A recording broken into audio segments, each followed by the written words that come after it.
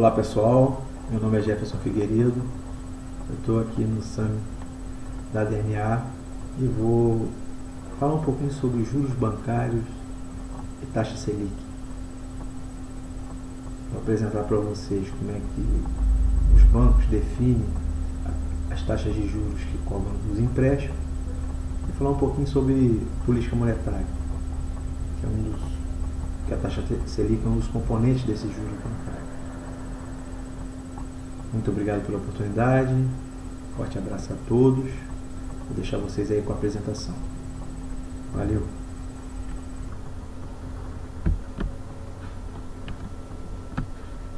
Vamos à apresentação então.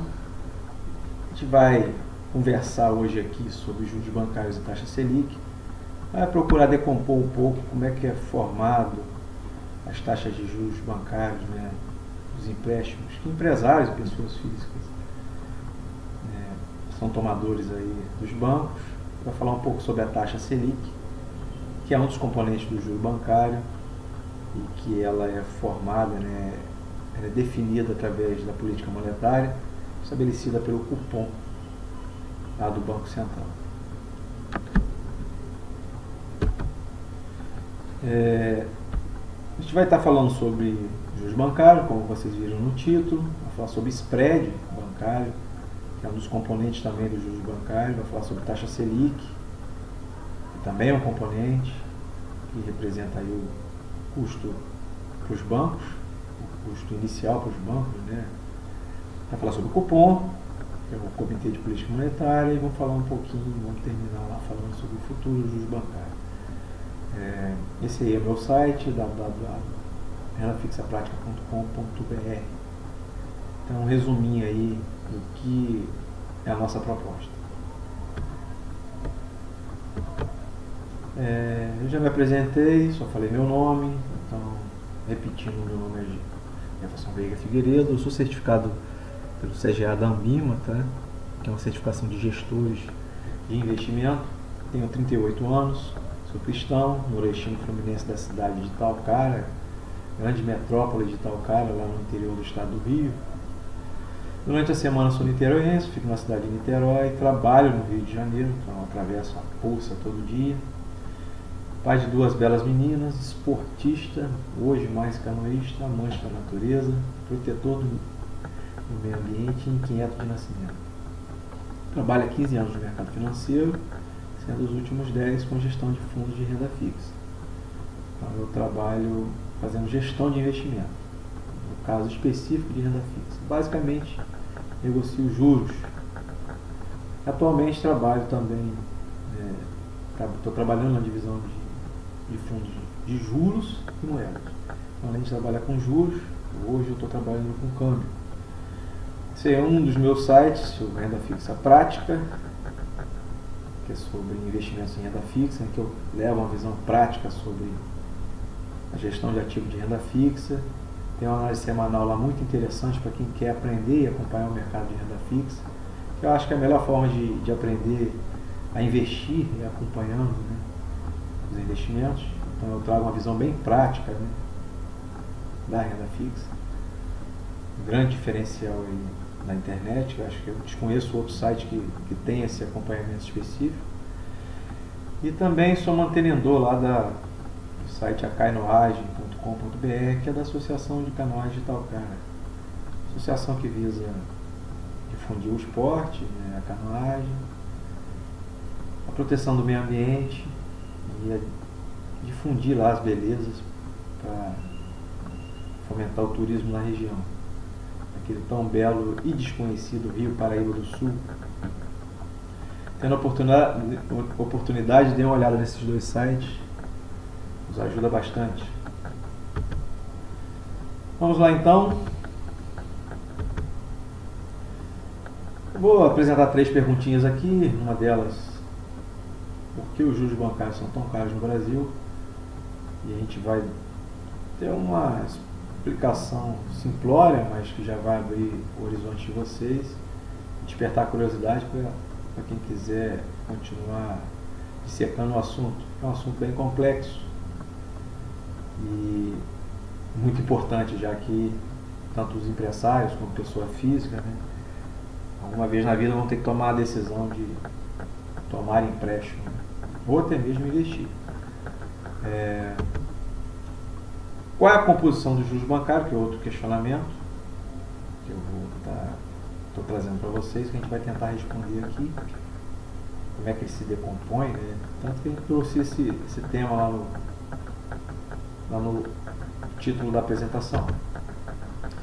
E uma outra coisa que eu quero despertar o interesse de vocês é com essa perguntinha. É importante acompanhar a condução da política monetária?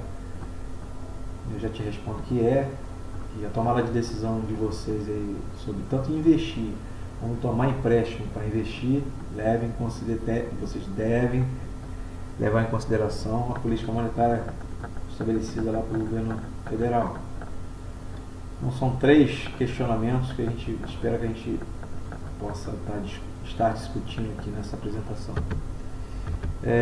Eu baseei essa apresentação nesse livro aqui, Como Fazer os Juros Mais Baixos no Brasil, que é meio que uma defesa que a FEBRABAN fez, né, que é a Associação de Bancos, a Federação de Bancos, tentando explicar, né, por que os juros bancários são tão caros no Brasil.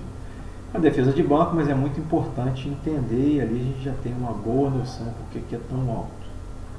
E eles tentam defender, dando uma explicação bem direta e simples de entender, né, fácil de entender, um linguajar bem interessante, bem fácil de entender sobre os juros. Vai estar nesse site aí, Juros Mais Baixos no Brasil. Só pesquisar lá e baixar o download quem quiser se aprofundar no assunto. Então, os juros bancários, eles basicamente compostos por duas coisas, né? Os juros de captação e o spread. Então, aquela taxa de empréstimos que vocês veem, né, o gerente do banco apresenta para vocês, se a gente for decompor ela, se o banco for decompor, ele vai decompor primariamente nesses 2 componentes. E o juros de captação é a Selic. E a gente vai ver o que é Selic lá na frente, e é um dos tópicos do assunto, que tem muito a ver com o meu trabalho, que eu tenho um entendimento maior. Ele é um componente importante, e é através da Selic que o cupom faz a política monetária. Um dos instrumentos de política monetária do cupom. Vocês vão ver também o que é. Lá no livro, você tem um raio-x do spread no Brasil, que foi tirado uma média aí de como é que se forma a taxa de juros, né, o que representa cada componente da taxa de juros entre 2015 e 2017. Então, numa taxa de juros, sei lá, de 15%, você tem custo de captação, inadimplência, despesas administrativas, tributos e a margem financeira, que é o lucro do banco. Então, dentro daquela taxa, tem aqui a divisão percentual do peso de cada componente desse. Toda essa parte aqui, que a gente vai ver agora, apartada, é o spread, e a Selic está dentro do custo de captação. Então, dentro do spread, que é representado pela margem financeira, inadimplência, despesa administrativa e tributos, você também tem o peso de cada um dentro só do spread bancário, só daquela segunda parte que vocês viram do slide anterior. Vocês percebam aí que o mais pesado é a inadimplência, depois as despesas administrativas, tributos, e o lucro do banco está dentro daqueles 14%. A gente vai discutir rapidamente cada componente desse do spread, para poder entender melhor. Antes, esses percentuais eles são variáveis, tá? O peso vai mudando ao longo do tempo. Isso aí é um retrato, uma média de 2015 a 2017, certo? Como eu havia dito, esse pedacinho aí dos 39% da taxa entre 2015 e 2017, a Selic era responsável, que representa o custo de captação. Beleza? Então vamos falar um pouquinho de cada componente daquele do spread. O primeiro deles é a inadimplência. Tá? A inadimplência é considerada a vilã número 1, tá? Dentro do spread bancário, que causa mais impacto dentro do spread para que as taxas de juros dos empréstimos sejam tão altas. Isso aqui é uma outra tela, fonte retirada do livro, tem como fonte o Banco Central e faz um pouco alusão aqui de como há uma correlação entre percentual de inadimplência alto com a taxa de juros ao ano. A inadimplência no crédito consignado, que é um crédito mais seguro, né? Funcionário público, né? Que já tira lá da folha, tem a inadimplência de 2,4%, a taxa de juros ao ano é 27%, e essa participação da inadimplência no spread representa 37%. E tem um saldo, né, de 316 bilhões. Só para vocês terem uma noção, não vou ficar repetindo o número aqui, mas vocês vão reparar que quanto maior a inadimplência, maior vai ser a taxa de juros. Certo? Aqui em página do crédito pessoa jurídica, você tem a exceção aqui em cima, desculpa. Você tem uma exceção que a inadimplência em veículo é maior, mas a taxa de juros é menor, mas isso aí tem a ver com a garantia real, né? Que o carro fica alienado. Então, como é uma garantia a mais, os bancos tendem a emprestar uma taxa menor. Mas os bancos consideram, né, como vilão número 1 no Brasil a inadimplência. Então, até porque quando um empréstimo não é pago, né, deixa de ser pago juros e montantes, tudo aquilo é praticamente levado a prejuízo. Né? Isso compromete muito o resultado dos bancos. Os bancos são dos defensores dessa medida de cadastro positivo, que levariam a melhora das taxas. Né? No livro vocês vão perceber que tem uma série de medidas. Eu acho que uma das mais importantes é esse cadastro positivo, que vai premiar quem é bom pagador, quem tem bons históricos como credor, né? Como pagador de empréstimo. Essa é um dos componentes da inadimplência. O segundo aqui são as despesas administrativas, que é basicamente o custo administrativo do banco. Né? Um dos que eles destacam lá no livro é a tecnologia, que é muito custosa para o banco. O banco tem um dispêndio imenso com tecnologia e é claro que ele vai repassar isso na hora que ele faz a intermediação financeira. Outra coisa que eles questionam muito, isso aqui trata-se tudo de defesa dos próprios bancos, tá? Questões trabalhistas. O banco é muito processado por ex-funcionários, né? Até porque na Constituição tem uma regra lá das 30 horas. Os bancários, a maioria deles entra cobrando essa 10ª hora, né, a mais, que eles teoricamente não seriam obrigados a trabalhar. E a grande maioria entra. Então isso é custoso para o banco. E os bancos também repassam isso. Outra coisa que também eles questionam, que é muito onerosa, né, coloca a segurança e a vigilância. A segurança é tanto eletrônica quanto a vigilância do dinheiro, do recurso. Né? Há de convir todo o risco que o banco tem e como isso é caro. Né? Nos últimos anos a gente viu um aumento muito grande da explosão aí de agências atrás de recursos. Isso aí tudo compromete, acaba comprometendo a própria taxa de juros que nós, pessoas físicas ou empresários, né, pagamos na hora de tomar um empréstimo. E eles também trazem, acho que isso aqui é geral, o conjunto geral de ineficiências, em que sempre quem paga, né, é o consumidor final. Isso aí é de conhecimento de todo empresário, toda a dificuldade e o custo que o Brasil tem, né? O famoso custo Brasil. tanto relacionado à infraestrutura. Nossa telefonia é muito mais cara do que o de outros países, nossa infraestrutura é ruim, nossas estradas, né? O acesso ao judiciário é caro, toda a complicação fiscal também onera demais o empresariado. Então é um conjunto de ineficiência que os bancos também sofrem. E eles também repassam isso com as taxas de juros. Do spread, que são os tributos, tem a ver com o fundo garantidor de crédito e o subsídio. Os bancos são uma da área empresarial, das áreas empresariais mais tributadas.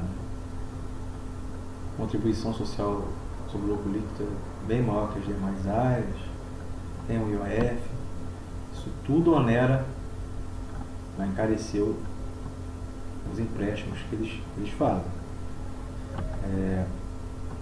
Também é muito regulado, o setor bancário tem muita gente regulador, CVM, Banco Central, algumas partes do banco pela CVM, parte de investimento, e outros órgãos reguladores que elevam o custo porque exigem muita documentação. As fiscalizações levam ônus para os bancos, enfim, encarece. Os bancos são obrigados a recolher recursos para o fundo garantidor, que é aquele fundo que mantém, caso haja uma quebra nos bancos, né, faz com que os bancos possam cumprir com os clientes dentro daquela estrutura de CDB. Né? Vocês devem ver muito aí na internet, até 250 mil, se o banco quebrar, eu tenho garantido aquele dinheiro que eu emprestei para ele, que ele me deu um CDB, um título bancário. Nem todos quebram, mas todos são obrigados a pagar, e eles repassam esse custo. Uma outra coisa que também os bancos questionam e reclamam é a socialização dos custos e subsídios,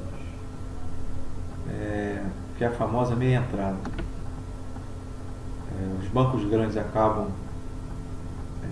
dividindo o custo com bancos menores de algumas coisas. Os bancos grandes são obrigados, aliás, todos os bancos são obrigados a fazer empréstimos subsidiados por exigência do governo, né? Então, quando o banco empresta lá um BNDES da vida ou um crédito rural muito baixo, parte daquilo ali é um compromisso do banco e ele não pensa que ele não repassa esse dinheiro mais barato que ele empresta para alguns setores, né, privilegiados. Pensa na história da meia entrada. A meia entrada acaba sendo pago por quem não tem meia entrada. É a mesma lógica, assim, tratando de forma simplória. Os bancos repassam esses custos. E os depósitos compulsórios no Brasil eles são altos, tá, em comparação com outros países. Então, depósito compulsório, o que é depósito compulsório? Um entendimento rápido. É uma das formas do Banco Central controlar a quantidade de dinheiro na economia. O compulsório obriga os bancos a depositar parte dos recursos captados pelos clientes via depósito à vista, a prazo ou poupança no Banco Central. Então, o banco é intermediador de recursos, né? Então, o dinheiro que você deixa lá, ele empresta para outro, né? Isso tem um efeito multiplicador, né? Multiplicador de dinheiro e de dinheiro em circulação. E o Banco Central exige que parte desse dinheiro que estão no mundo não pode ser emprestado. E no Brasil, o percentual desse dinheiro que fica retido no Banco Central é um dos maiores do mundo. Se fosse menor, quando o banco quer estimular a economia, ele reduz esse percentual que fica preso no Banco Central e faz com que os bancos tenham mais capacidade de emprestar e a um custo mais baixo. Então, esse depósito compulsório alto também onera o spread e vai acabar onerando a taxa que ele empresta. Vai ficar mais caro. E dentro do spread, por fim, tem a margem financeira dos bancos, que é o lucro dele, que está dentro desse spread. Os bancos questionam muito essa provisão de devedores duvidosos, que seria o quê? O banco tem que fazer uma provisão e apartar isso dentro do balanço, né, como uma despesa, de quanto que ele espera, né? Tem um percentual legal de pessoas que não vão pagar. Isso aí é uma medida para evitar a quebra do banco, né? E é uma exigência regulatória, legal. Os bancos também questionam que as provisões consomem quase 40% da margem financeira em comparação com os 32% dos emergentes e 11,5% dos desenvolvidos, do setor bancário. Descontado o custo do PDD, que é a provisão de devedores duvidosos, a margem financeira fica em 3,5%. Isso aí, a alegação dele está apurado pelo Bacen. Então, a provisão acaba onerando o lucro dos bancos, reduzindo a parte líquida, o lucro, dos 9 lá que vocês viram, dentro daquela composição geral, para 3,6. Defesa do lucro. Isso é a alegação dos bancos. Tá? Todos esses slides são coisas que eu tirei do livro da Febraban, da própria entidade, que é a entidade que representa os bancos. Mas eu queria só para que vocês tomassem ciência de como se forma os juros bancários. O meu foco maior dentro dos juros bancários é a taxa Selic, que é um instrumento que o cupom usa para fazer política monetária. E é muito importante entender, tanto para quem investe recurso, né, compra tesouro direto, investe em renda fixa, como quem toma empréstimo. Ela é chamada de taxa básica dos juros da economia. É a taxa piso, tá? É a menor taxa que um banco conseguiria recaptar, como se ele pegasse, desconsiderar todo o spread, né, os custos, impostos, enfim, que tem embutido dentro daquela taxa e emprestasse para você, que não vai ocorrer nunca, né? É a taxa de juros apurada nas operações de empréstimo de um dia entre instituições financeiras que utilizam títulos públicos federais como garantia. Os bancos, eles trocam dinheiro, né? Quando sobra de um, ele cobre o caixa do outro, e esse empréstimo de um dia, ele é feito pela taxa Selic, que tem como referência a Selic meta, que é estabelecida pelo cupom. Como eu havia dito antes, é o piso para as demais operações do mercado financeiro. Essa seria a menor taxa possível de empréstimo, tanto de empréstimo como de quem toma emprestado sem risco, né? Seria essa taxa Selic. Ela é definida pelo cupom, a Selic meta, a cada período de aproximadamente 40 dias. Em torno de 42 dias, ele se reúne e define a taxa Selic para os próximos 45 dias. E a gente vai entender lá na frente como é que isso é feito, como é que é constituída essa reunião. É o principal instrumento de política monetária utilizado pelo Banco Central para controlar a inflação. Então, a taxa Selic, lá nas reuniões do cupom, vocês vão ver que o principal objetivo dela é, através da política monetária, controlar a inflação, que já foi muito alta nesse país, que tem mais do que 40 anos. Eu era pequeno, mas eu lembro da inflação explosiva que a gente viveu lá na década de 80 até o início de 90. E essa taxa, a taxa Selic, aparece lá no Jornal Nacional, né? Quando acontece a mudança ou proximidade da reunião, o Jornal Nacional faz questão de dizer se houve mudança ou manutenção da taxa Selic. Essa aí é de um dia que ela estava em 6,5. Foi antes dessa última queda. Aliás, acho que foi na última queda. Não, já está em 6. Isso aí. Vamos nessa. Agora eu trago para vocês o histórico da taxa Selic, tá? Da Selic Meta. As intervenções do Banco Central elevando ou reduzindo a taxa Selic, a Selic Meta. Essa história começou lá em 99, tá? Quando se instalou aqui no Brasil o sistema de meta de inflação. Passou-se a utilizar a política monetária de juros, né, para controle de inflação. E de lá para cá, ali, já perto de 99, antes disso as taxas eram estratosféricas. Mas olhando 45%, para quem é mais novo, né, que não viveu esse período, já toma até um susto. Mas percebe um declínio ao longo desses anos, né, já desde 99 até 2019, esses 20 anos. Mas ela ora sobe, ora cai, ela vem no movimento de altos e baixos, né? De acordo com isso a gente vai ver mais à frente, com o propósito da política monetária naquele momento, que o principal é o controle de inflação. Quem quiser ter acesso a essas séries aí e outras, muitas outras,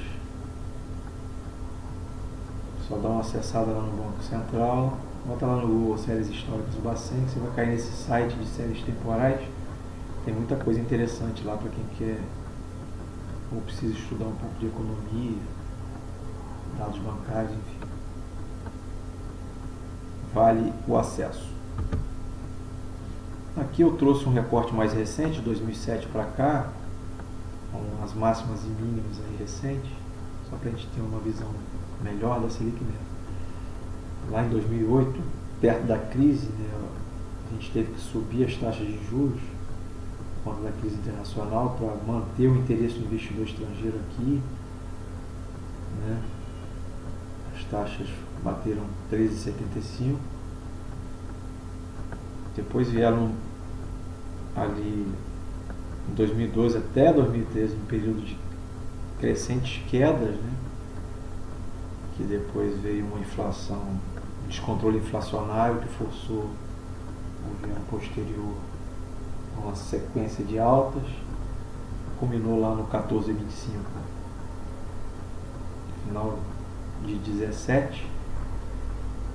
Depois veio um movimento em 18 crescente de quedas, já que a inflação estava já controlada, procurou-se estimular a economia através da redução da taxa, melhora dos juros bancários, e agora a gente está com ela em 6 nesse último corte de agosto, que é a mínima histórica para Selic Meta. A Selic é só um dos componentes, né, dos juros bancários. A gente já viu lá atrás. E como é que a gente vai acompanhar, saber qual é a taxa de empréstimos? Cada banco empresta de um jeito, cada banco tem um custo, enfim. É difícil de saber qual é o juro justo no Brasil. Para tanto, para a gente acompanhar esse custo do crédito, o Bacen criou um indicador chamado ICC. E esse indicador, que usa uma metodologia própria, vai me trazer uma taxa que representa aí o custo do crédito no Brasil.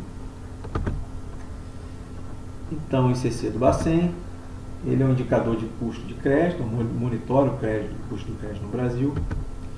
A base de cálculo é uma despesa mensal com juros, contratada ao longo de períodos anteriores, então é uma coisa histórica, tá?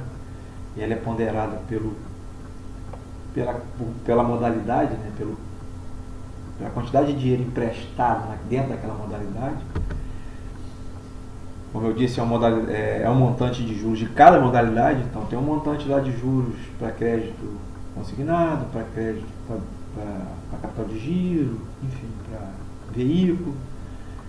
E representa várias safras de contratação e cada safra dessa tem uma respectiva taxa, né? Então é um custo histórico, tá?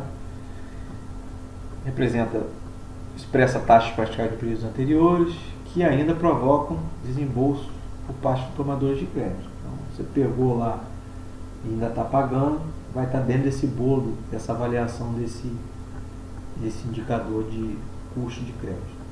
Isso aqui é só uma explanação. O site do Bacen tem a metodologia, você pode avançar caso tenha interesse. No momento aqui é uma explicação rápida, só para vocês, só para conceituar o ICC do Bacen. O que eu fiz aqui? Ó? Nesse gráfico eu tenho como colocar o ICC total não rotativo. Eu usei esse total não rotativo, que é todo empréstimo, excluindo aquele de cheque especial, de cartão de crédito, né, que tem taxas altas e são só para emergência, não representa um empréstimo normal. Uma pessoa vai lá no banco para fazer um investimento, para suprir uma necessidade de mais longo prazo.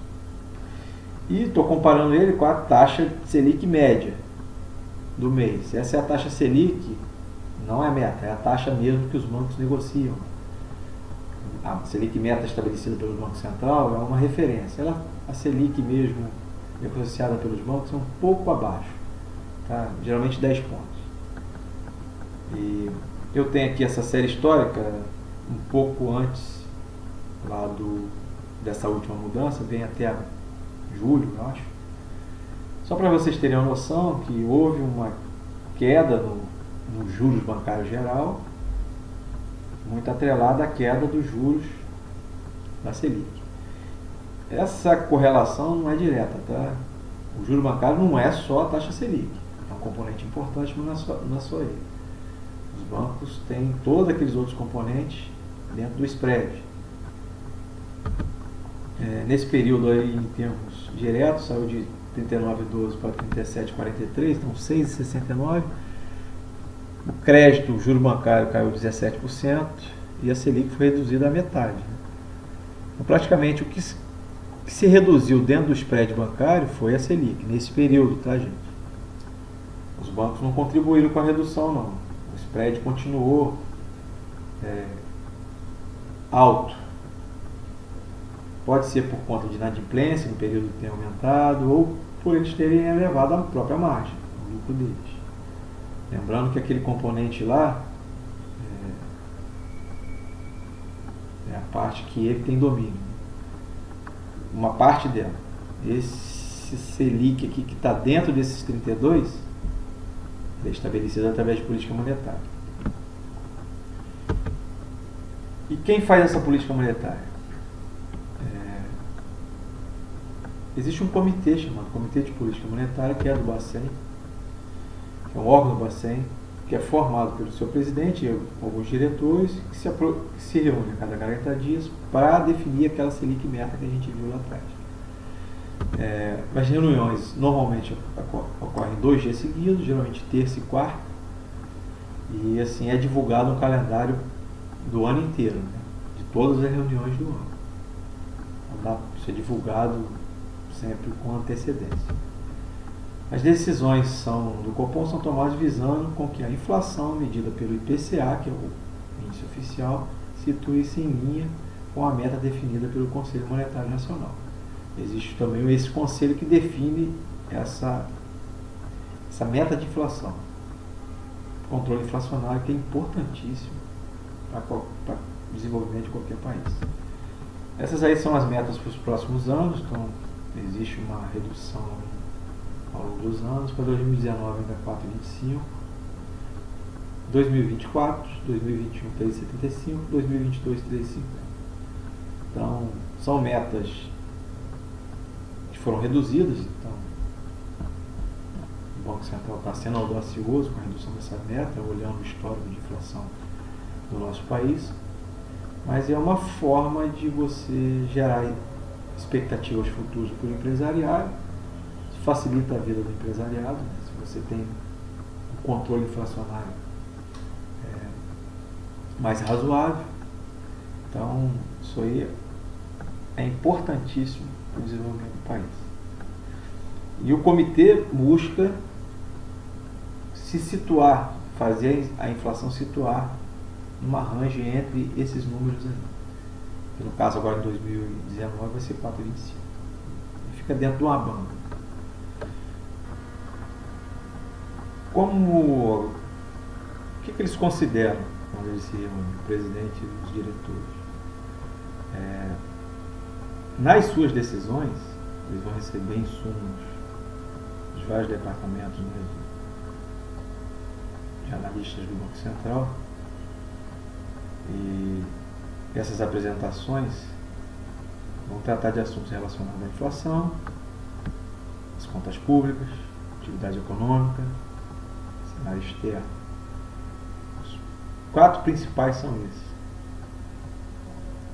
Olha, o dólar, como é que está o dólar, né, no cenário internacional, o próprio comércio internacional, os riscos internacionais, né, dinâmica de guerra comercial, por exemplo, agora recente. Dentro da atividade econômica, vai ver como é que está andando cada setor, agricultura, a indústria, através de vários índices, tanto índice de atividade, índices de confiança, enfim. As contas públicas, a capacidade de pagar do governo federal, vão estar de olho. Como é que anda a questão fiscal, isso tudo influi na decisão.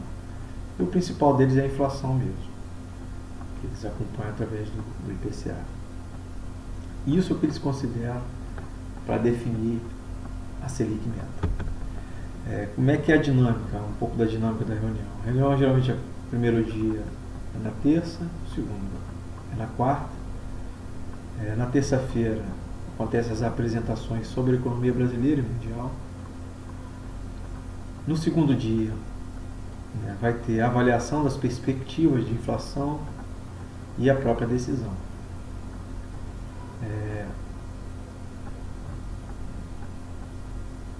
Na quarta-feira anterior, tá, já começa o silêncio, início de silêncio do cupom. Ali para frente, os diretores já não podem falar mais nada da entrevista, qualquer sinal, né, qualquer fala sobre economia, que pode já antecipar o que vai ser a reunião. E na terça-feira seguinte, né, é o fim do silêncio, tá? Então eles ainda ficam em silêncio posteriormente à reunião, e acontece a divulgação da ata, que é um documento importante. Na quarta-feira, já da reunião, acontece o comunicado, que já traz uma justificativa. A justificativa completa acontece na ata. Aqui é só um exemplo da reunião que aconteceu, a última agora, dia 31 já, que levou a taxa para 6. Então eles apresentam esse comunicado, simplesmente dizendo que reduziram. Existem cenários, né, que são construídos, que no caso é o cenário básico, para justificar essa redução. E ele logo abaixo descreve: indicadores recentes da atividade econômica sugerem a retomada do processo de recuperação brasileiro, sugere a possibilidade. O cenário do cupom sugere que essa retomada ocorrerá em ritmo gradual, bem devagar. O cenário externo mostra benigno em decorrência das mudanças políticas monetárias das principais economias. O mundo tem reduzido as taxas também. Tentando os riscos associados a uma desaceleração econômica global permanece. E assim vai. O comitê avalia as diversas medidas de inflação subjacente enquanto-se confortável. Tanto as expectativas futuras quanto a inflação corrente tem vindo, está comportada. Então justificou essa redução para 6. Se vocês quiserem acompanhar, embaixo tem um site do Banco Central, e é fácil de encontrar tanto o comunicado como a ata. Então, eu trago aqui também só a paginazinha onde está atualmente disponível a ata, né? Esse layout do site pode mudar, mas é fácil de encontrar dentro do site, tá? É só colocar lá no Google, né, ata do Copom ou comunicado do Copom, que ele vai direto no site do Bacen. Aí você tem aí, já é um PDF, um documento maior, a ata, tá? Então ele vai discorrer, além do que está descrito lá no comunicado, tudo que levou ele a tomar aquela decisão, o cenário que ele montou prospectivo para dólar, para inflação futura, como é que ele está vendo o mercado de trabalho, como é que ele está vendo a atividade industrial, como é que ele está vendo o comportamento da inflação, tudo vai estar descrito nesse documento. Um documento que é importante você ler para você estudar um pouco de economia e, consequentemente, entender economia. Acho que preciso dizer que é importantíssimo para qualquer empresário que pensa em investir no futuro, ter conhecimentos econômicos, ter conhecimento sobre a condução da política monetária do país. Então, não deixem de dar uma olhadinha na ata. E como é que são os efeitos? Básico, tá? Porque quando o Bacen eleva a taxa ou reduz a taxa Selic meta, o que ele espera? Os efeitos que ele espera na mudança. Quando o Banco Central altera a meta para a meta Selic, para a taxa Selic, a rentabilidade dos títulos indexados a ela também se altera. E com isso o custo de captação dos bancos. Então, quando ele reduz lá a taxa Selic, que é um dos componentes dos juros bancários, ele está reduzindo, dando a possibilidade da redução dos juros bancários, já que um dos componentes é a Selic, e os bancos podem, teoricamente, emprestar mais barato, se não houver mudança no spread. Uma redução na taxa Selic, por exemplo, diminui o custo de captação dos bancos, como eu disse, e tende a emprestar juros menores. Emprestando a juros menores, o empresariado, a pessoa física, vai ter condição vai ter mais poder de compra, e isso tende a fazer a economia crescer, gira mais dinheiro na economia.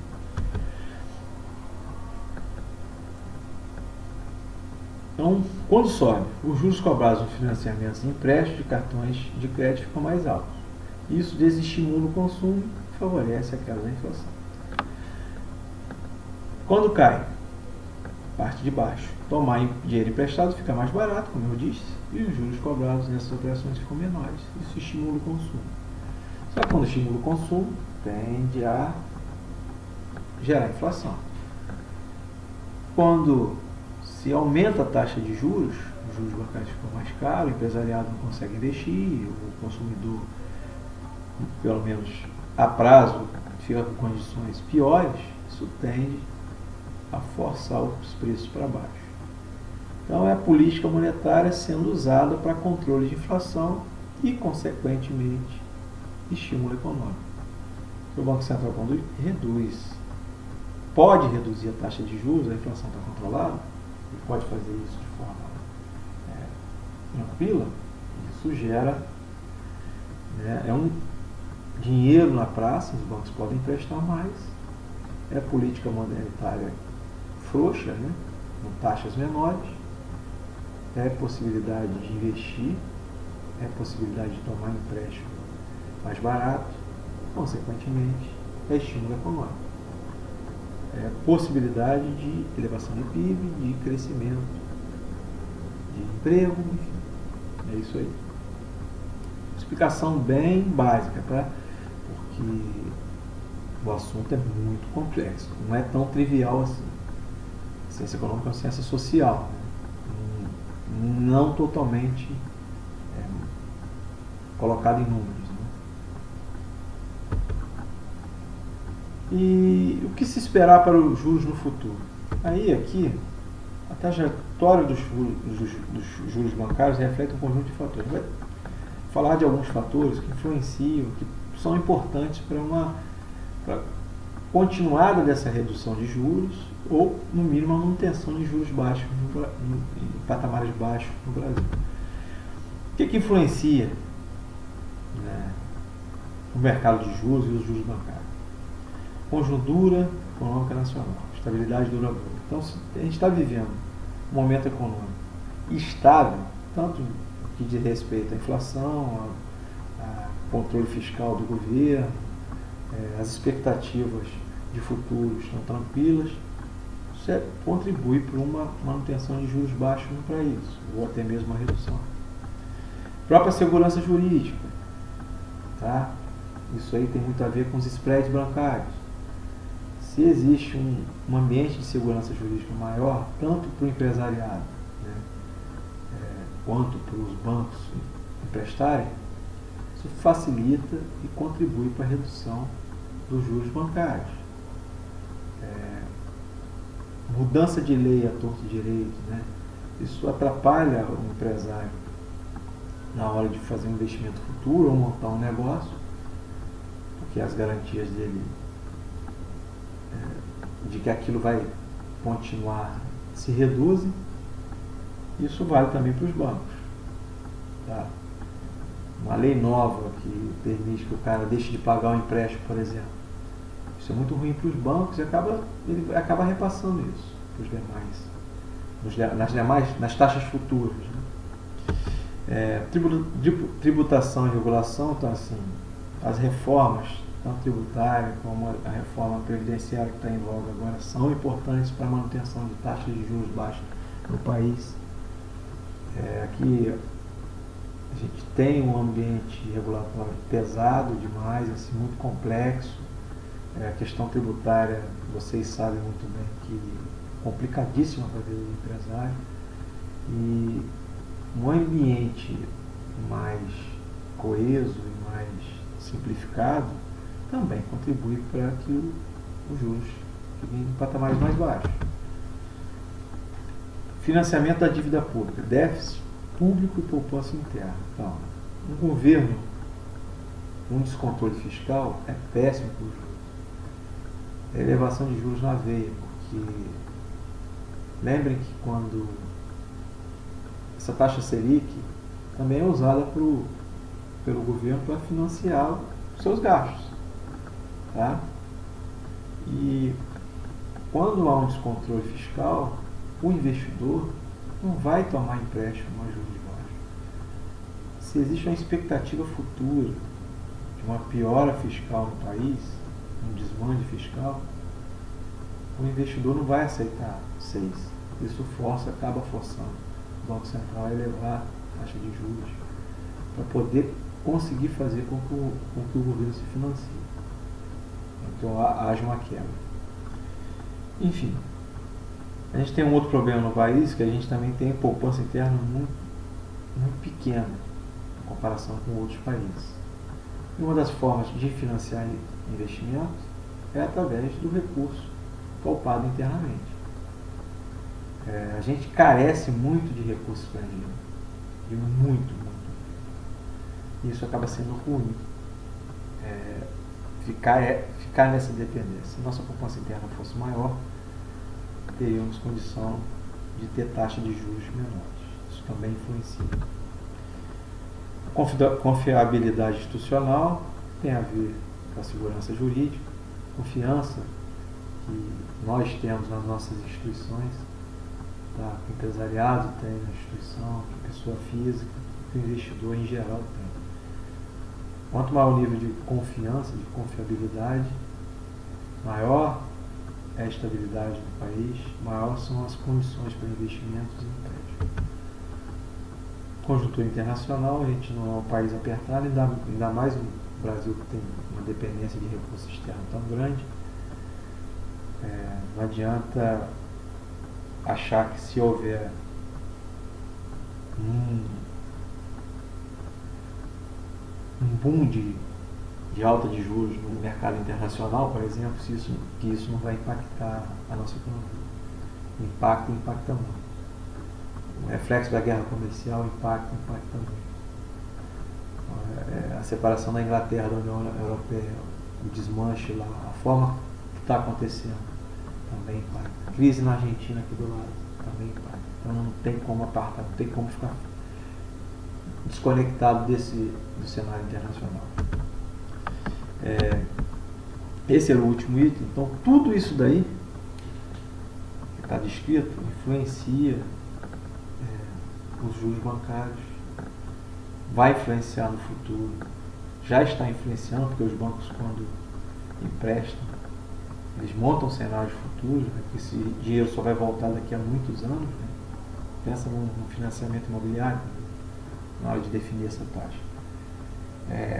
Então são muitos elementos, muitos fatores. Eu foquei aqui na taxa Selic para que vocês entendam a questão da importância da política monetária. Então, Convido vocês a acompanharem mais as reuniões do cupom.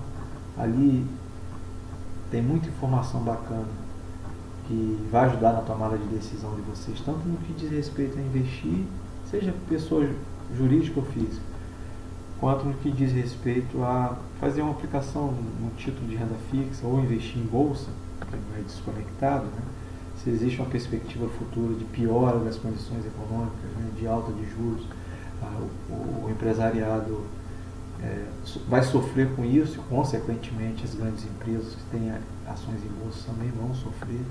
Então, é tudo muito interligado. Entender o mercado de juros, os juros bancários, é importante para qualquer investidor, ou empresário, ou pessoa física, enfim. Agradeço a oportunidade, confesso aqui que é a minha primeira apresentação pública, né, para a internet, então foi um grande desafio, estou muito feliz com o resultado. Agradeço o pessoal da DNA aí pela oportunidade de estar mostrando o meu trabalho e convido a vocês aí a conhecer meu site, Renda Fixa Prática, coloca lá no Google que vocês vão encontrar, ou acessem direto www.rendafixapratica.com.br. Forte abraço a todos, um abração aqui do Jefferson Figueiredo. Valeu!